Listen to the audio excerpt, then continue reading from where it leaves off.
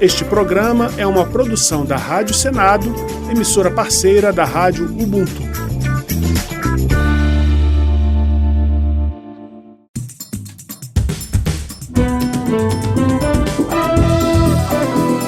Está no ar o Jornal do Senado. Eu sou Pedro Pincer e estes são os destaques de hoje do Jornal do Senado, que começa agora. Senado vota uso flexível de verbas da educação e acessibilidade em praias. Sessão especial celebra 65 anos de Brasília. Projeto permite que proximidade geográfica seja critério de seleção de alunos em universidades.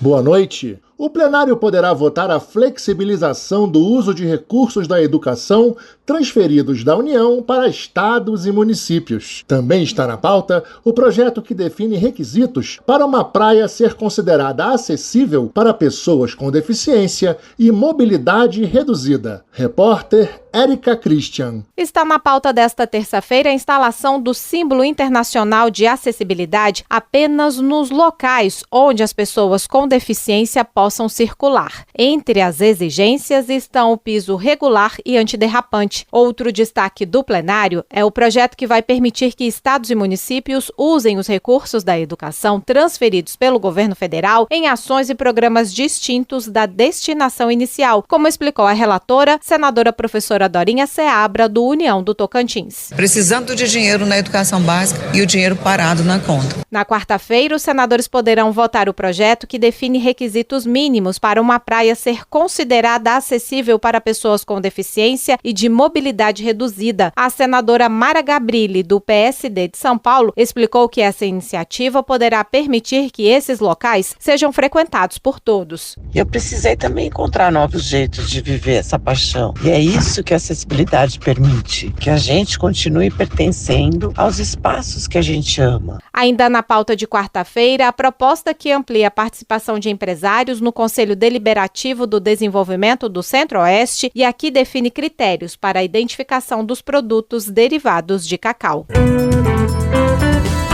O senador Confúcio Moura, do MDB de Rondônia, cobrou mais investimentos na infraestrutura de transportes no Brasil. Para ele, é essencial diversificar os tipos de transporte no país, priorizando investimentos em ferrovias e hidrovias, com o objetivo de reduzir a dependência do transporte rodoviário e seus custos logísticos. De acordo com Confúcio Moura, a única alternativa para que esses investimentos sejam feitos seria por meio de parcerias público-privadas.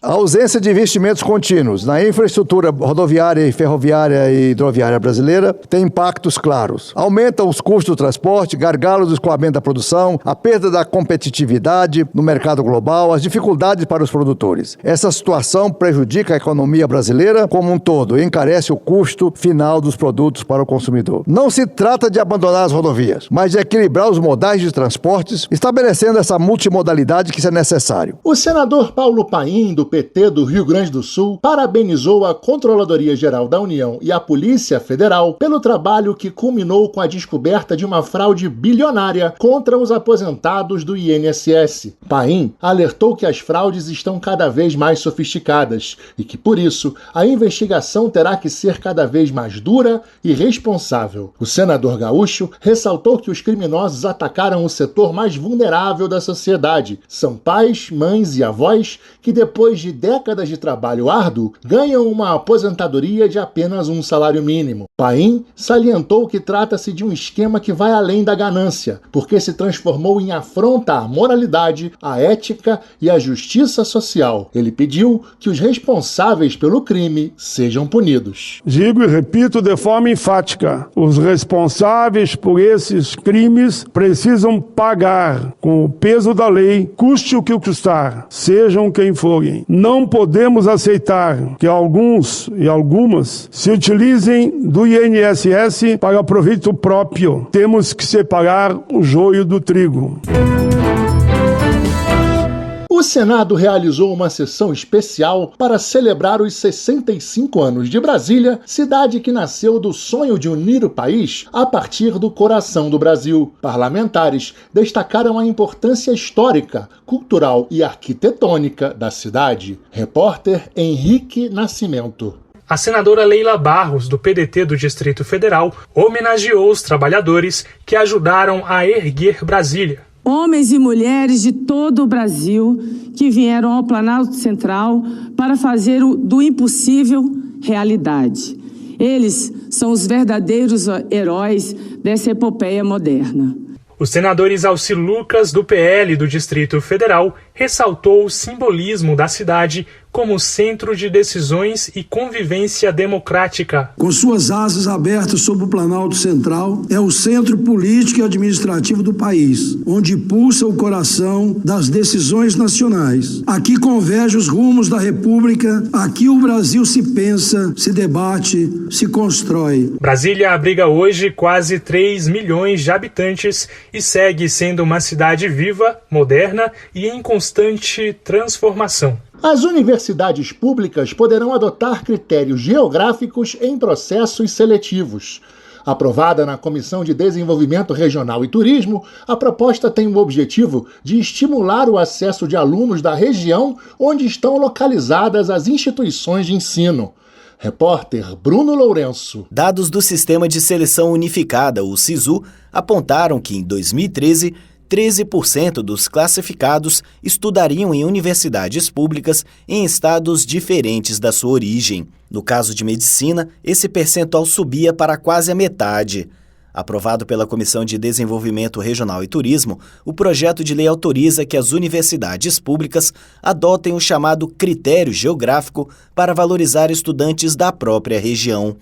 A senadora professora Dorinha Seabra, do União do Tocantins, defendeu o estímulo. Essa é uma medida que, se adequadamente aplicada, pode conciliar os benefícios trazidos pelo SISU com diretrizes de desenvolvimento regional fundamentados na fixação de profissionais mais qualificados nas regiões que investirem em sua formação. A proposta seguiu para a Comissão de Educação. 28 de abril é o Dia Nacional da Caatinga, o único dos 6 biomas do país exclusivamente brasileiro, mas a degradação acelerada do bioma preocupa. Mais detalhes com o repórter César Mendes. Presente nos estados da região Nordeste e no norte de Minas Gerais, a Caatinga tem um clima semiárido, com temperaturas elevadas e longos períodos de estiagem. Abrigando uma rica biodiversidade, sua vegetação apresenta plantas espinhosas e adaptadas ao estresse hídrico.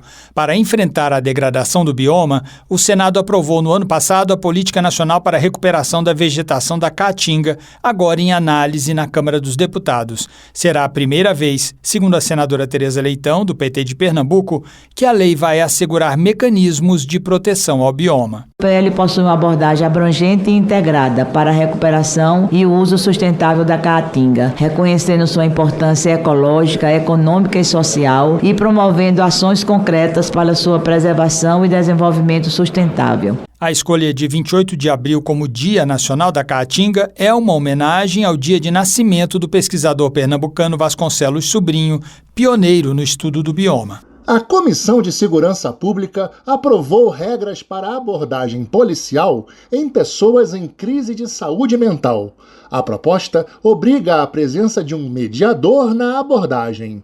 Repórter Maria Beatriz Giusti. O projeto do senador Alessandro Vieira, do MDB de Sergipe, pretende deixar a atuação policial mais humanizada para as pessoas em sofrimento psíquico. Segundo a proposta, a abordagem deve ser feita com um mediador especializado na comunicação com pessoas em situação de crise. Além disso, a contenção física só deve ocorrer quando os recursos da mediação se esgotarem.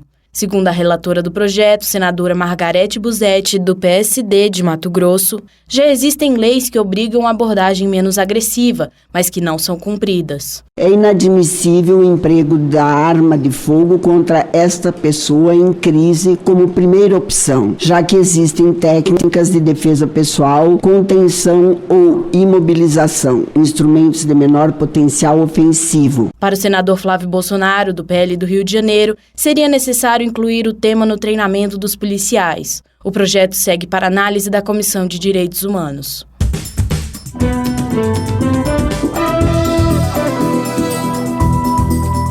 Com sonoplastia de Eliseu Caires, o Jornal do Senado fica por aqui. Acompanhe agora as notícias da Câmara dos Deputados. Boa noite.